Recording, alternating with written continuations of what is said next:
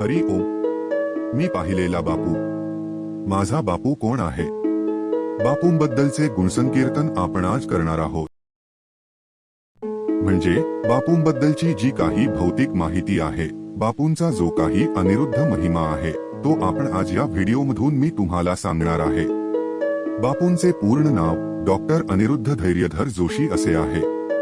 बापूंचा जन्म 18 नोव्हेंबर 1956 पहाटे सकाळी 4:35 त्रिपुरारी पौर्णिमेला झाला. बापूंच्या आई सौ अरुंधती धैर्यधर जोशी आहे. बापूंचे वडील डॉक्टर धैर्यधर हरेश्वर जोशी हे आहे. बापू लहानपणी आपल्या आजीकडे म्हणजेच सौ शकुंतला नरेंद्र पंडित ज्या माहेरच्या मालती गोपीनाथ शास्त्री पाधे यांच्याकडे राहत होते. या आजीनेच बापूंचे संगोपन केले. बापू 8 वर्षांचे असताना वडाळ्याच्या विठ्ठल मंदिरात आजीने त्यांचे नामकरण बापू असे केले. तेव्हापासून या अनिरुद्धांना सर्वजण बापू म्हणून ओळखतात. बापूंच्या पंजोबा म्हणजेच बापू ज्यांना प्रेमाने माई संबोधतात, त्या सौ द्वारकामाई गोपीनाथ शास्त्री पाधे आणि बापूंचे मानवी सद्गुरू श्री विद्यामकरंद गोपीनाथ शास्त्री पाधे यांचा बापूंवरती विशेष प्रभाव होता. बापूंचे शालेय शिक्षण मॉन्टेसरी पासून 11वी मॅट्रिक पर्यंत मुंबईच्या परळ येथील शिरोडकर हायस्कूल या शाळेत झाले. घरात 2 गाड्या असूनही व घरची आर्थिक परिस्थिती चांगली असूनही बापूंच्या वडिलांनी त्यांना या शाळेमध्ये घातले. कारण या शाळेमध्ये कष्टकरी कामगारांची मुले शिकतात. अशा या कष्टकरी कामगारांची जी परिस्थिती आहे, त्यांच्या मुलांची जी परिस्थिती आहे, त्यांच्या ज्या काही समस्या आहे, त्या बापूंनी जवळून पाहता याव्यात म्हणून बापूंच्या वडिलांनी बापूंना या डॉक्टर शिरोडकर हायस्कूलला घातले.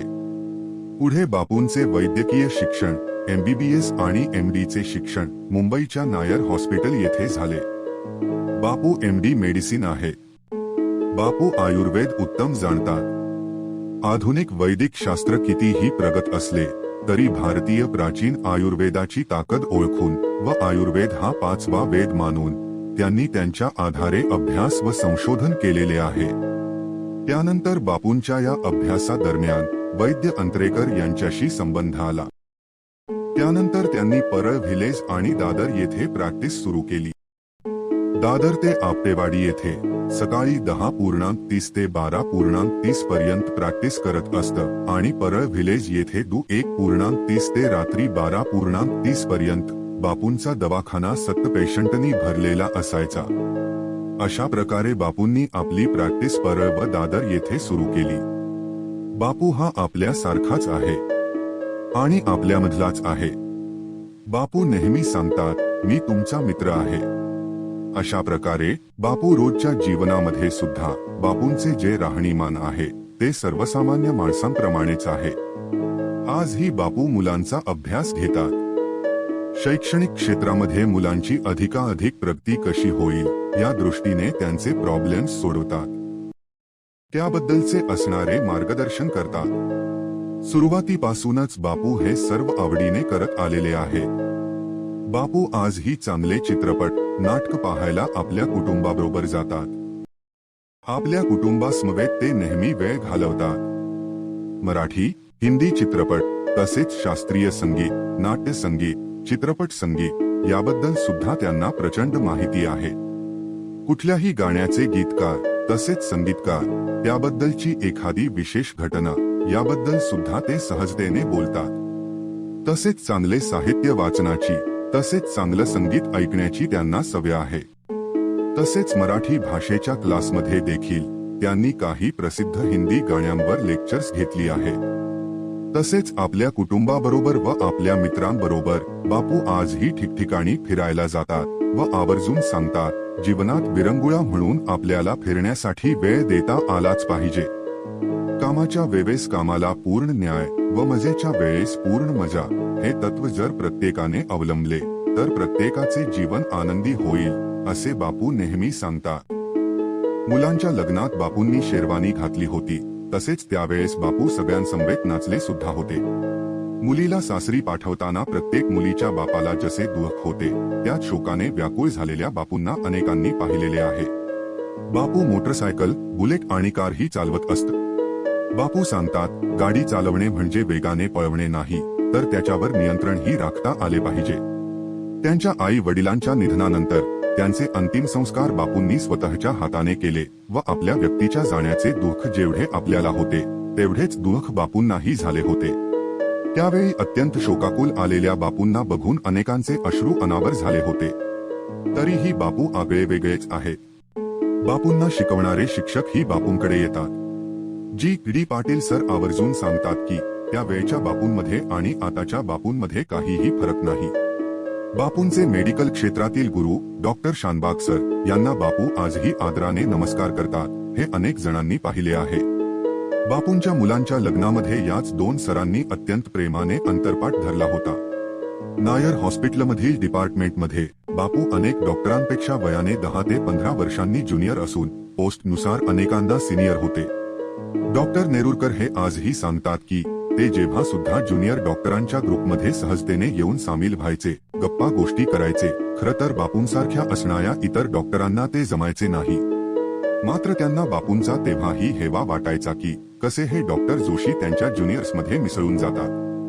नायर हॉस्पिटलमधील स्टाफ, वॉर्ड बॉय यांच्या बरोबर व इतर डॉक्टर यांच्या सोबत बापूंची असणारी वागणूक ही समानच होती. स्टाफ, वॉर्ड बॉय, नर्स म्हणून बापूंनी त्यांना कधीच कमी लेखले नाही. म्हणूनच डॉक्टर जोशी रात्री अपरात्री कधीही राऊंडला आले तरीही सर्वजण प्रेमाने डॉक्टर जोशींना मदत करायचे. बापूंचे विचार शिक्षकांनाही मार्गदर्शन वाटतात. शिक्षणाचे अश्वमेध हे भाषण त्यांनी IAS शिक्षकांसमोर करून देखील त्यांना सुरेख असे मार्गदर्शन केले होते. मराठी, इंग्लिश, हिंदी, गुजराती या 4ही भाषांवर बापूंचे प्रभुत्व आहे. मराठी मातृभाषा नसलेल्या श्रद्धावान मित्रांना बापू स्वतः दर मंगळवारी 350 विद्यार्थ्यांना मराठी भाषेचा क्लास घ्यायचे. बापू लहान मुलांमध्ये देखील तेवढ्याच सहजतेने मिसळतात. त्यांच्यात समरस होता. शिर्डी व अक्कलकोट रथयात्रेमध्ये आलेल्या भक्तांना बापू स्वतः जेवण वाढत असे.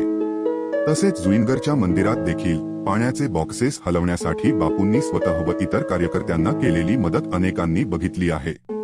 असा हा सद्गुरू नुसता आसनावर बसणारा नाही तर सर्वांमध्ये मिसळून राहणारा आहे. सद्गुरू बापू हे श्रद्धावानांचे एक मित्रच आहेत.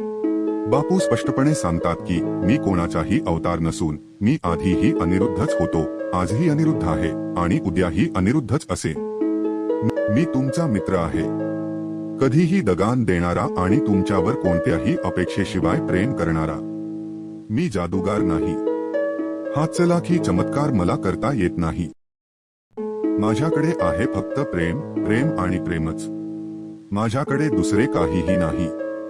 ज्यांना ज्यांना म्हणून आपल्या प्रारब्धाशी लढायचे आहे त्यांना युद्ध कला शिकवणे हा बापूंचा छंद आहे. सत्य, प्रेम, आनंद हाच माझा मार्ग आहे आणि धर्म आहे आणि माझ्या मार्गांवरूनच चालायचं असं माझ म्हणही नाही आणि आग्रहही नाही. मी मात्र माझ्या मार्गांवरूनच चालत जाणार आहे. माझ्या बरोबर येईल त्याला मी कधीच टाकणार नाही.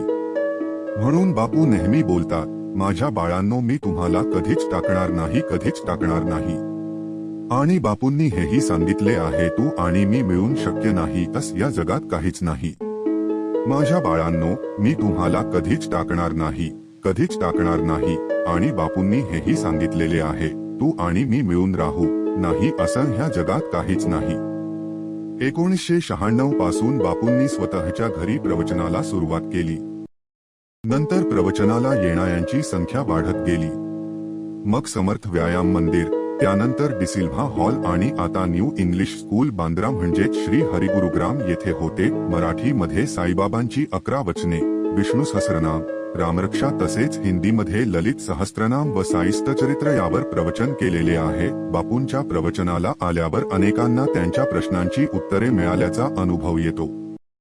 बापूंचे प्रवचन ऐकले की तुमच्या मनामध्ये ज्या काही शंका असतील किंवा काही प्रश्न असतील त्यांची उत्तरे तुम्हाला सहजतेने बापूंचे एखादे प्रवचन ऐकले तरी मिळून जातात. युट्यूबवरील समीर दादांच्या ब्लॉगवरही बापूंची गुरुवारची प्रवचने ऐकता येतात. त्यामधून आपल्या समस्यांचे निराकरण नक्कीच होते. अनेकांना प्रवचनाला गेल्यावर त्यांच्या मनातील प्रश्नांची उत्तरे बापूंकडून मिळत असतात. असे वाटते की जणू बापू हे प्रवचन फक्त माझ्यासाठीच होते असा अनुभव कित्येक श्रद्धावानांना येतो. बापूंचे प्रवचन हे अध्यात्म व परमार्थ याच्या प्रत्येक दिशेला गवसणी घालणारे व अचूक वेध करणारे अक्षय बाणच आहे. बापूंच्या शब्दात सांगायचे झाले तर बापूंची गादी नाही याचाच अर्थ बापूंनंतर त्यांची जागा दुसर कोणी घेण्याचा प्रश्नच नाही. त्यांची मुले सुद्धा नाही. बापूंनी त्यांच्या मुलांना चांगले शिक्षण करिअर करायला लावले. बापूंचे सुपुत्र डॉक्टर पौरसिंह अनिरुद्ध जोशी हे मब्स आहे. तसेच त्यांची सून सौ निष्ठावीरा ह्या सुद्धा वैद्यकीय शिक्षण घेतलेल्या आहे. तसेच बापूंची सुकन्या सौ शाकंभरी यांनी देखील वैद्यकीय शिक्षण घेतले आहे. बापूंचा वेशही आजच्या युगाप्रमाणे शर्ट पॅन्ट मध्येच आहे. भगवी वस्त्र, रुद्राक्षांची माळ, टिळा, लांब केस असल्या बाह्य तथाकथित उपचारांची त्यांना गरज नाही. बापूंचा उच्च शिक्षित, गरीब श्रीमंत, जातपात यांत काडीचीही फरक पडत नाही. स्वतः एक आदर्श गृहस्थाश्रमी असलेले बापू प्रपंचात राहून परमार्थ साधता येतो हे बापू स्वतःच्या आचरणातून शिकवतात. परमार्थ म्हणजे पळवाट नाही. स्वतःच्या कुटुंबाची जबाबदारी झटकून घर सोडून, मुलाबाळांना सोडून जगाला उपदेश करणे म्हणजे परमार्थ नव्हे. ज्याचा प्रपंच खोटा त्याचा परमार्थही खोटाच हे बापू ठामपणे सांगतात. बापू कोणाकडूनही भौतिक गुरुदक्षिणा स्वीकारत नाही. गुरुपौर्णिमा आणि अनिरुद्ध पौर्णिमा या दिवशीही गुरुदक्षिणा म्हणून हारफूल स्वीकारत नाही. बापू सांगतात, मला द्यायचंच असेल तर रामरक्षा, हनुमान चालीसा, सुंदरकांड ह्या सारख्या गोष्टी द्या. आपल्या जीवनाचे सार्थक करण्यासाठी तो आलेला आहे.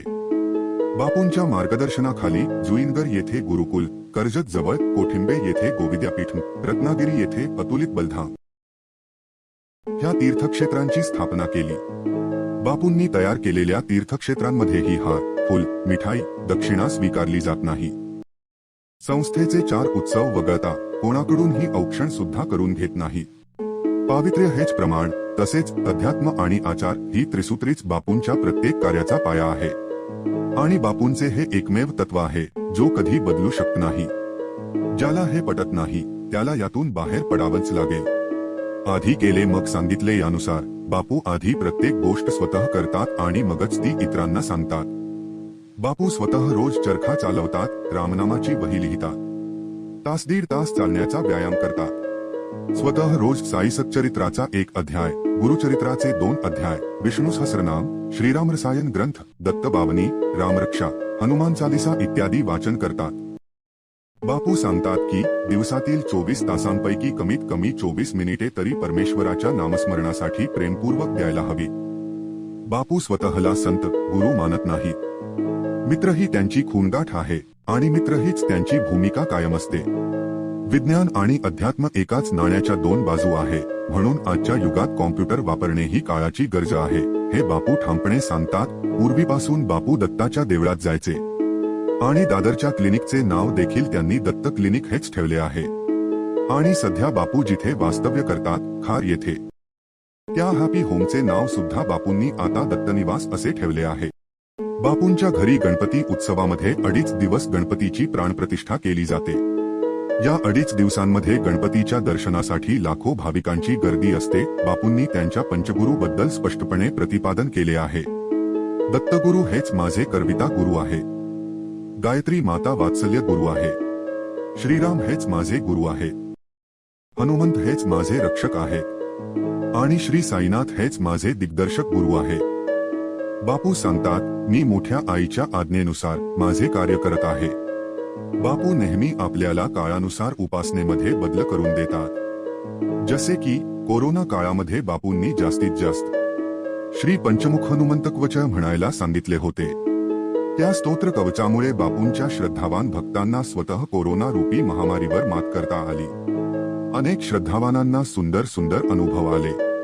कोरोना काळात इतर लोक घरी बसून बसून बोअर झाले होते, पण बापूंचे श्रद्धावान अजिबात बोअर झाले नाही. कारण त्या काळामध्येही बापूंनी सर्व श्रद्धावानांकडून ऑनलाईन उपासना करून घेतल्या. बापूंनी भक्तीचे एवढे दरवाजे श्रद्धावानांसाठी खुले करून ठेवले आहेत की बोअर होणे तर सोडाच, दिवसातले 24 तास पण कमी पडतील. फक्त बापूंकडे आपली श्रद्धा आणि विश्वास दृढ पाहिजे. त्यांनी कर म्हटले की बस विषय संपला, आपणही विश्वासाने केले पाहिजे. जे जे मजसाठी उचित तेची तू देशील खचित, हे मात्र मी नक्की जाणीत नाही. तक्रार राघवा. जे आपल्यासाठी उचित असेल तेच बापू आपल्याला देतील असा आपला विश्वास 108% असला पाहिजे. बापू नेहमी सांगतात, तुम्ही एक पाऊल पुढे टाका, उरलेली 99 पाऊले मी तुमच्यासाठी टाकेन बाळांनो. आपण दैनंदिन जीवनामध्ये आपल्याला मार्गदर्शन करणारे कोणी नसल्यामुळे आपण खूप चुका करतो.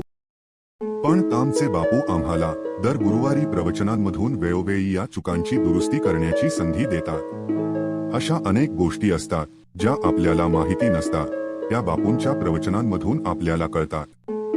उदाहरण सांगायचं झालं तर आपण मंदिरातल्या देवाला मूर्ती म्हणतो, पण बापू सांगतात त्याला मूर्ती म्हणू नका. आपण देवळात गेल्यावर सहजच बोलून जातो, किती छान मूर्ती आहे, पण बापू सांगतात किती छान देव आहे असं म्हणायचं. तसंच माघी गणेश चतुर्थी का साजरी केली जाते याबद्दल बापूंनी प्रवचनातून सांगितलं की त्या दिवशी शंकराने गणपतीला गजमुख दिले, म्हणजेच हत्तीचे मुख दिले, म्हणून तो दिवस माघी गणेश चतुर्थी म्हणून साजरा केला जातो.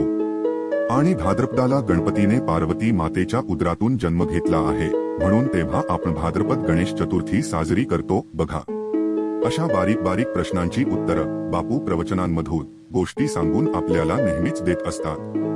खरंच माझा बापू किती ग्रेट आहे हे मी शब्दात नाही सांगू शकत. ज्यांनी त्याला अनुभवला आहे त्यांनाच तो कळला आहे. तरी सर्व श्रद्धावानांनी दृढ विश्वास ठेवून डगमगता त्याच्या सेवाकार्यात निरंतर सामील राहूया. आपल्याला जमेल तशी तोडकी मोडकी भक्ती व सेवा करूया.